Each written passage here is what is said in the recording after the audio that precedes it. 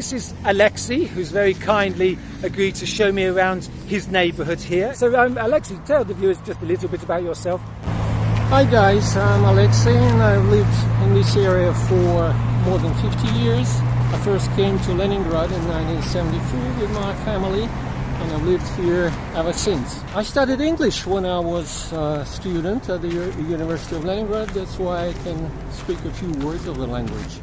This area was completely overgrown and people just came here sometimes to have barbecues and sometimes to illegally sell things like Western records or books which were not easily available in the shops at the time. I thought speculation was quite a serious offence in the USSR, or was that just more in Stalin's time? Yes, it was. Mainly during the Stalin's time, maybe in the 60s, not so much in the 70s. It was much laxer at the time. Why was there such a shortage of goods during the Soviet Union so that, people so desired anything Western? The economy wasn't working properly and more attention was paid to large machines like tractors, to the military side of the economy, of course, because we had to compete with the United States at the time, and much less attention was paid to the consumer goods.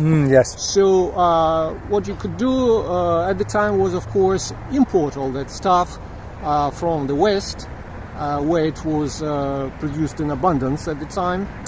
But there were also some restrictions. It wasn't imported? Some was, but not enough, because you had to pay for it with hard currency. Besides, some things like vinyl records, rock music was not really, I can't say it wasn't allowed, but it wasn't encouraged in the Soviet Union. At the same time, it was very popular among young people. I remember myself, I used to listen to rock music all the time. I remember buying records here from other people. So Alexei, there's kind of a misconception in the way that during the USSR people couldn't leave the country. Obviously there were restrictions, but you yourself actually left the USSR and went to the West. Tell us about your visit to London. That's right. It wasn't so easy for most of the inhabitants of our country at the time, but some still could do it and do it for free. Like I did, for example. I had a chance to go to London to study at the Ealing College of Higher Education. There were more than 10 people from our university, and there was another group from Nizhny Novgorod at the same time.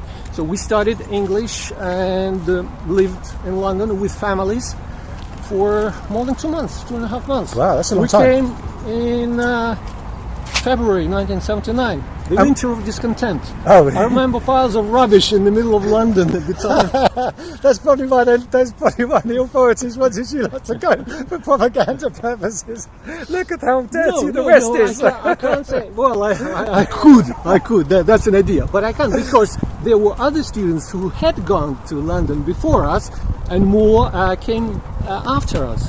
So that was the whole program. But I mean, that was highly desirable. I mean, what exactly did you have to do to get selected? Was it just luck, or did you actually have to do something? Well, I had to be a good student. That was the most important criteria. The most important thing. There were about 50 students at the English department in our year, and only 10 or 12 went, as far as I can remember. So you had to be a good student. Meetings, when they told us, what to do, what not to do. Right. Like one of the things was not to go to Soho, which we obviously did immediately. So anything you got told not to do, you did. Yes. Yeah, of course. And was that very eye-opening? Some other things like that. Well, for someone who had been in the Soviet Union their whole life, going to Soho, was that really eye-opening, or actually not that much? Well, in the beginning it was a culture shock, not just Soho, but London in general, because it was very different for us at the time.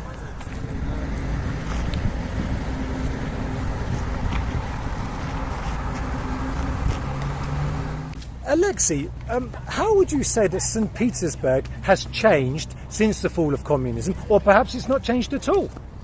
Oh yes, it has. It certainly has, and it has changed for the better.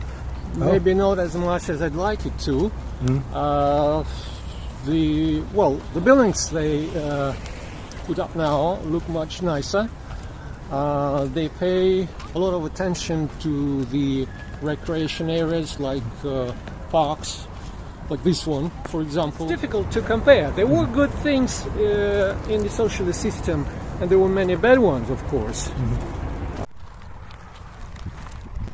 So actually, Alexei, although you've lived here for 51 years, you only actually moved here when you were 16. I was born in Khabarovsk, the city of Khabarovsk, in the far eastern parts of the USSR. And then my family went to live in the Kamchatka Peninsula because my father was a naval officer. And after that, we moved all the way to the western part of the USSR.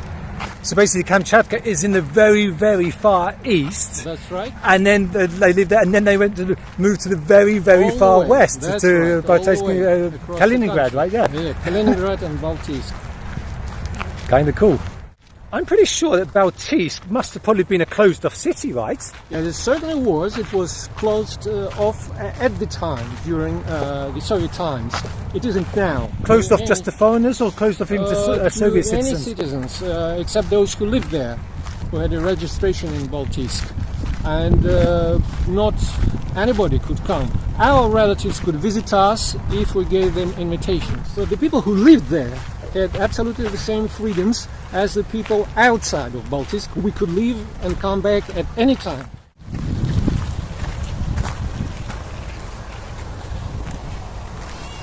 Alexei, during the Soviet period, could anybody come to live in St. Petersburg, or was there restrictions? Because I know in Moscow you had to have special permission to live in Moscow. If you wanted to come and live, you had to have a job.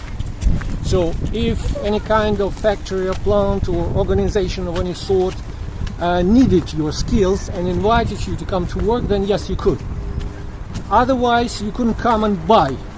It wasn't possible to buy houses or flats at the time in the Soviet Union. You could only get them from the state for free. You've been living here for 51 years, Alexei, so presumably you very much like living here. Could you see yourself living in another city? Well, I think I could see living in any other city, in Russia or in any other country. The question is whether I would enjoy it as much as I enjoy living in St. Petersburg. St. Petersburg is my favorite city, and I think it's the most beautiful city. But I love other beautiful cities in other parts of the world. I've visited many of them, most of them, I'd say, because I used to work on cruise ships, and we came to different countries all over the world. So you've travelled a lot. Would you like to, or would you have liked to have lived abroad, or would you just miss Russia too much? Basically, why don't you live abroad? Yeah, that's a good question. In fact, it's a very good question, because I can tell you, good interview. When I was still very young, when I was still a student, I used to communicate with American students a lot. They came to Soviet Union a lot, Americans, as tourists and to study. Those American students came to study the Russian language, and we used to hang out together, talk. Moreover, when I was a student, I used to work part-time for a youth tourist organization called Sputnik. So we used to communicate a lot, and some of the American girls told me, Alexei, we can bring you out of the Soviet Union. We can make a fictitious marriage, and we can do it. Really? Oh. Yeah, and I laughed a lot. I said, no, girls, thank you for the invitation. But Leningrad is good enough for me. I love living here. I've actually got a book here about the newly built regions of St. Petersburg, or Leningrad as it was, from the 1970s, obviously written at the time when they were new. And this big hospital behind is featured in it. Now, it seems to have changed very, very little, doesn't it, since from when it was built. It still looks exactly the same. The only difference, of course, being there wouldn't have been that church thing in front of it during the Soviet period. So I just said to Alexei, wow, look at that really long block there. And he said, yeah, I used to live in there. So, Alexei, is that like a Brezhnevka? Yes, it is. It is. It's a typical Brezhnev period style building. Was it comfortable to live there, or was it a little bit too compact and crowded inside? It's too small for our family. So we moved to a bigger flat. will communism ever come back to Russia? No. Do you think? No? No, definitely not. We've tried it on for 70 years. We are the only country in the world that has had socialism for such a long time. Like I said before, socialism has some good sides and some bad sides, but definitely it's not good enough for the economy of the country. So I don't think communism will ever come back to Russia. So you're saying basically it didn't work, so there'd be no reason for it to come back? I don't know how the Chinese made it work. Right. Well, I have some ideas. Right, okay. right. They were good enough to still have that system and to improve the economy so much, thanks to Deng Xiaoping. So it worked for China, but it didn't really work for Russia? No, it didn't work for us. So I don't think it has a chance of coming back. Because, well, it's a very good idea. Communism is a beautiful idea, just like Christianity. But it's a myth. It cannot come true. Because humans are just the way they are. And you cannot, to say selfish. As humans, we don't care about the collective, we don't care about the greater good, we only care about ourselves, right? Well, the humans are all the same all over the world, and you just can't build what we used to say in the Soviet time, build communism. You can't build communism. Because everyone wants to work for money instead of for ideologies. Is that the idea, right? Yes. That's very, very insightful, Alexei, because I was of the impression that the older generation of Russians were of the opinion that life in the Soviet Union was better, but you don't seem to be of that view. And I think you're the first older person I've ever met in Russia who is saying that. So are you unusual? Yeah, I know what you mean. My wife is of the same opinion. She says it was so much better during the Soviet times. It was so good. I always laugh at her when she says that. Most older people would say that. As we say in Russian, voda была mokrее, the water used to be wetter. You know, you get older, it's always much better when you were younger. You remember all those good times, you only remember good things. Alexei, when you were young, were you a member of the Komsomol? Did you do any of the volunteer programs, anything like that? Yes, once I did. We had this tradition during the Soviet times. Students were supposed to go to a collective farm once a year in September usually to help the agricultural firms collect the harvest. Mostly potatoes in our area. I only went once in my second year, and we stayed for a month at a collective farm in Leningrad region, and we collected potatoes and stored it. I worked in storing the potatoes, not the actual collecting. And that was a lot of fun. There were young people. You liked it? Yes, we enjoyed it a lot. I thought it'd be like a chore that young people didn't like, but it's. I mean, I think it's very good for young people to do some physical work, and when they're together, they communicate or socialize. After the work, we listen to music. We had those bonfires, things like that. A lot of different stuff. So we did enjoy it a lot. Glasnost region is mostly Brezhnevkas, but there you have got some Khrushchevkas. But yeah, it's mostly the taller Brezhnevkas. Well, they might have been built in the Brezhnev time already. They could just keep on putting them up in the 60s. Okay, so technically speaking, although we're calling these Khrushchevkas, they might have actually been put up a bit later. Yeah. Mm-hmm. It's fascinating, talking to you, because you've obviously spent probably about half your life in the Soviet Union, half your life in Russia, type thing, almost, right? That's right. Kind of. So, I mean, you're in a really good position, perhaps, to make comparisons. You could say that there is a difference in the mentality nowadays from the Soviet mentality, because we live in different conditions, and these conditions influence the way we think, our mentality. But I don't think it's so big. What about the USSR to the West? Now, I think in the West, a lot of people assume, both at the time and now, that life in the Soviet Union was very, very different. It's true, it was different. But how much difference? Right. It's difficult to say. It depends on a person's opinions, how you see things. The basic things are of course, the same, whichever society you live in.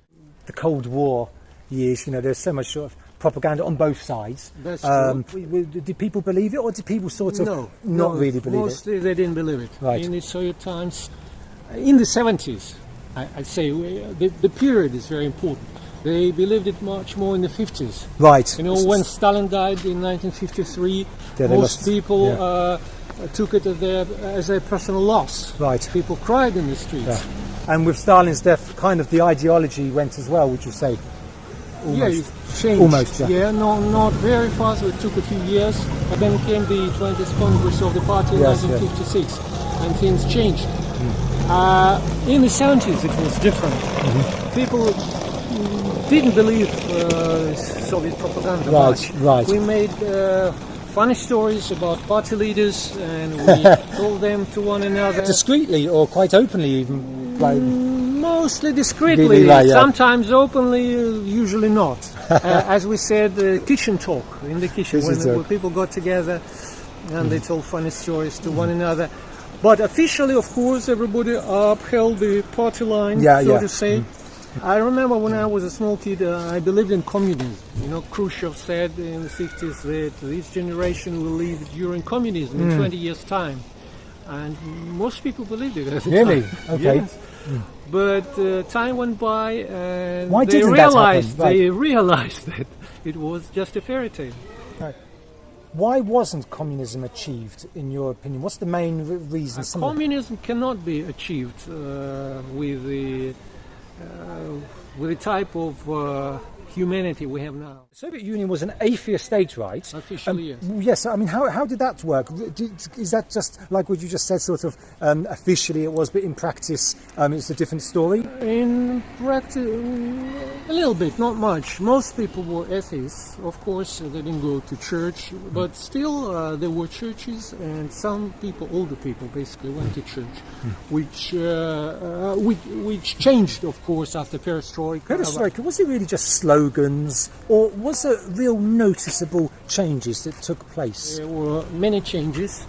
I'd say there was freedom of speech as a result of Perestroika. Yes, but at the same time, people lived worse than they had lived before. Especially in the beginning of the 90s, there was a shortage of food, even, and the everyday life turned for the worse. And it only started getting better in the noughties. Right. Because on paper, the Perestroika and the Glasnost, you know, the restructuring and the openness, on paper, I mean, that should have helped the country, but it had the opposite effect. Why do you think that was? It's a very difficult question. Yes. I don't know. Okay, right, okay, yeah. I don't know. It's the changing period. You know, when something changes, it always has adverse effects on people, on ordinary people. Was it just that the system wasn't able to change? So when the change came, it changed. It was able. Right, so it was able to. Right. But to change for some the of the better. results were not very good, not as good as it had been expected. Was it genuinely true that people from all the different Soviet republics were like brothers and really got on well? That's one of the good things that the socialist system had. We were all taught what we call internationalism, to have good relations with everybody, all other peoples within our country and even all over the world. Not to be racist. And did people actually take notice of that? Did people really try? Yes, it was the official policy, policy of the party and the state, and most kids were taught that at school. Yeah. And basically we had better relations between nations at the time. Of course, deep beneath, I suppose, as always, they still kept all those feelings. It didn't just feel like 15 separate countries trying to be one country. It genuinely felt like... not at all, not at all. We all felt we lived in one country and we would be ready to support one another in any situation. Yes. Now, one thing that might surprise the viewers is that you were actually a Communist Party member, were you? That's right. Yeah, we used to say a party member because there was only one party. Well, yeah, okay. It was obvious which one I was a member of. I used to be, and actually I had to because I was working on ships. I was one of the senior officers, so I had to be a party member to achieve that rank. No, you had to be more than that you wanted to be. Well, not 100%. I had a friend who wasn't a party member, who also was a chief purser. but it was easier Right. to get promotion. Okay, right. Being a party member, that's one thing Right. which is true. Yeah. So it was easier to get by in life if you're a party member, promotions, things Yeah, like that. But yes, it wasn't absolutely, obligatory. Okay. It wasn't not, but it was better. So we're kind of back in Alexei's region now. This is the exact region he lives in. And I mean, Alexei's been so generous with his time today. Thank you so much, Alexei. And also, It's been a pleasure. if you found that interesting, which I'm very, very sure you did, Alexei's actually got his own channel. So, maybe give yourself a plug, Alexei. It's called City Walk Tours, St. Petersburg. City Walk Tours, St. Petersburg. Right, so I mean, if you want to see more where that came from, which I'm sure you do, then check out that channel. I'll put a link in the description as well. Okay, Alexei, thank you so much for telling us all these interesting things today. Really, I really appreciate it, and I'm sure the viewers does as well. Thank you very much. Thank you for having me. It's been a pleasure. Bye, guys. I just parted with Alexei there, and actually he said that his videos, he doesn't actually speak on them, he just shows St. Petersburg, the city. So if you want to see St. Petersburg, the city, check them out. But I mean, what a shame he doesn't talk on it. He's got so much to say. There's so much interesting stuff, so articulate. You guys didn't even get the half of it, we've probably been walking for 3 hours now or something like that. But obviously I try and keep my videos to 10 minutes. That's not going to be easy on this occasion. But anyway, I hope you found that as interesting as I did. I'm sure you did. Okay, bye for now, guys.